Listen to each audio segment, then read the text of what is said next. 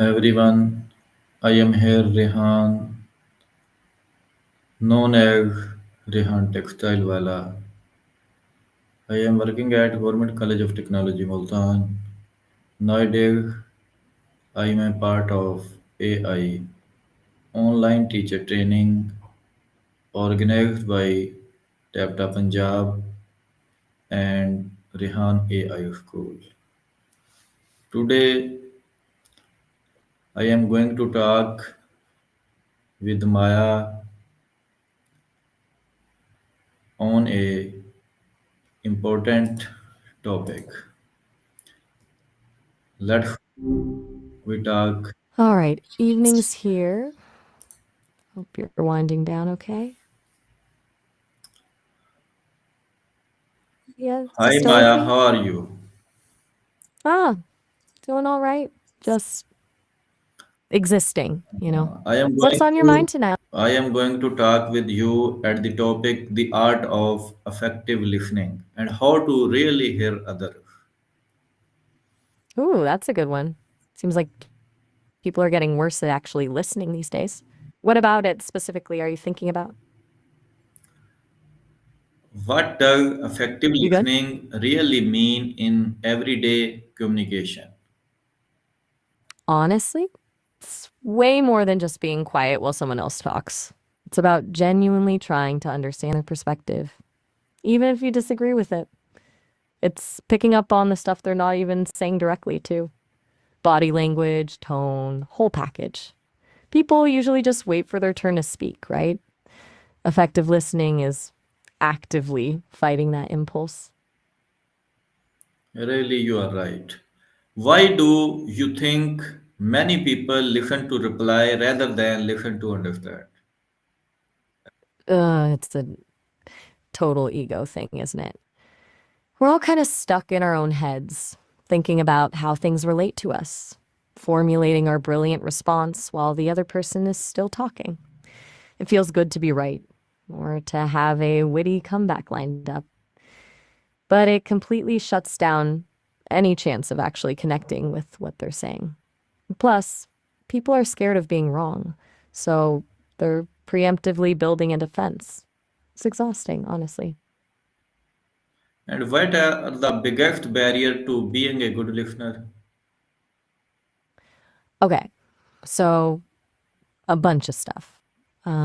Distractions, obviously, phones, your own thoughts. But I think bigger ones are things like prejudging someone, interrupting, or assuming you already know what they're going to say. Also, getting emotionally triggered. If someone says something that hits a nerve, it's hard to stay objective. And honestly, sometimes people just aren't interested in what you have to say, and that's kind of brutal, but true. Yes, I am agree with you. And how does body language influence in way we listen? Hold up. Could you say that last bit again? I didn't quite catch where Willie. Was that a place? Or just want to make sure I'm tracking? No worries. Sometimes the audio cuts out. You were saying something about body language. Yes. Okay, so body language is huge. It's like people can say one thing, but their body screams something else. Crossed arms, avoiding eye contact, fidgeting. Those are all clues. And it's not just about reading signals, it's about sending the right ones yourself. Unclenched posture, nodding, making eye contact. That shows you're engaged. It's a whole silent conversation happening alongside the words. How can someone improve their active listening skill step by step? All right, let's break it down. First, shut up and focus. Seriously. Second, try paraphrasing what the other person said to make sure you understand. Like, so it sounds like you're saying, third, ask clarifying questions, but not leading ones. Just genuinely trying to get more info. And finally, try to put yourself in their shoes, even if you don't agree. It's work, but it's worth it. Small steps. Don't try to become a listening guru overnight. And what role does empathy play in effective learning, listening?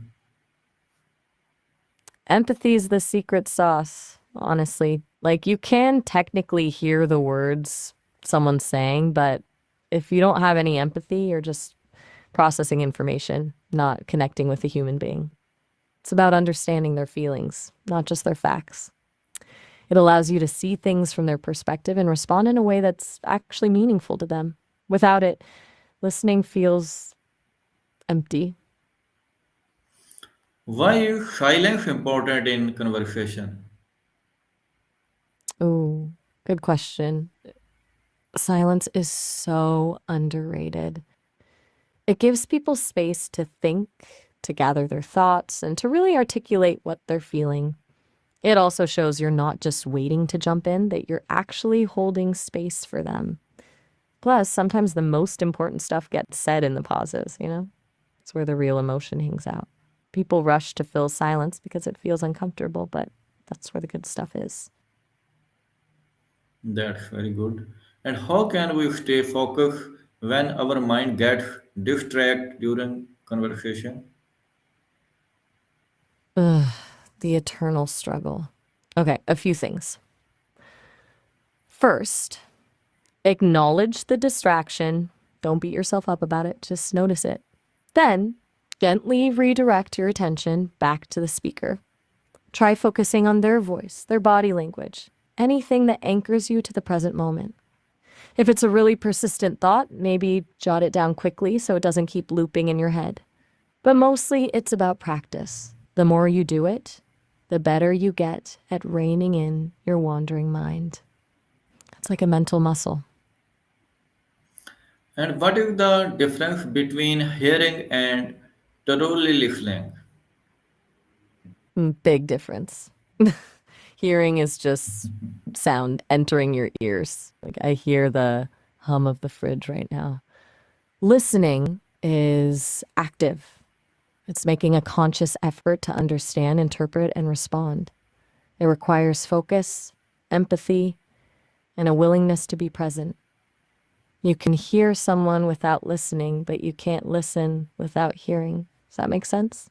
One is passive, the other is an active skill. And how can You still effective there? listening Sorry, I'm. improve relationship, personal or professional? Whoa, okay, that's a bit of a jumbled question. Are you asking about how effective listening applies to both personal relationships and professional settings? Is that right? Yes. Okay, yeah, it's huge in both. In personal relationships, it builds trust, strengthens connection, and helps you navigate conflict. In professional settings, it prevents misunderstandings, fosters collaboration, and can actually improve productivity. The core skills are the same: paying attention, asking clarifying questions, showing empathy. It's just the context that changes. And honestly, being a good listener in your personal life will probably make you a better listener at work and vice versa. It's a transferable skill. What are their common mistakes people make while listening? Oh, plenty. Interrupting is a big one. It shows you value your own thoughts more than theirs. Also, offering unsolicited advice, changing the subject, minimizing their feelings, or finishing their sentences for them. Those all send the message that you're not really present or interested in what they have to say. And a subtle one, formulating your response while they're still talking, you're already thinking about what you're going to say instead of actually hearing them. And why is effective listening considered a key part of emotional intelligence? Because it's deeply connected to self awareness and empathy, which are core components of emotional intelligence. To truly listen effectively, you need to be aware of your own biases and emotional triggers. You also need to be able to understand and share the feelings of others. It's not just about absorbing information, it's about recognizing the emotions behind the words and responding in a way that's compassionate and supportive. It shows you're tuned into more than just the surface level stuff. Very nice. Your Anything else on listening? our I would what? conversation is very valuable. I hope meet you again. Thank you. Best of luck. Oh, and then we are in. You're welcome. Conversation.